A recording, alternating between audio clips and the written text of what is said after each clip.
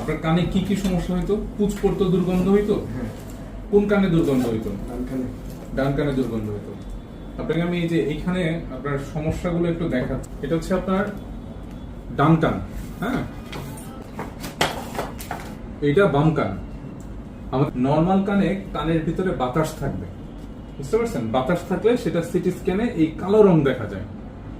কিন্তু যখন বাতাস থাকবে না তখন সেই জায়গাটাতে এই কালো রং থাকবে না, এইরকম রং হবে, বুঝছেন? যখন এইরকম রং হবে তার মানে হচ্ছে এটা অ্যাবনর্মাল। এটা হচ্ছে আপনার বাম কান, এটা ডান কান। এখানে দেখেন, এটা ব্রেইন, এটা আপনার কান, এটা কানের বাইরের অংশ, এটা হচ্ছে কানের মাঝখানের অংশ, ঠিক আছে? আপনার কানের মধ্যে যে রোগটা ছিল এই রোগটা অলরেডি এই যে ব্রেইনের কাছাকাছি জায়গায় চলে আসছে।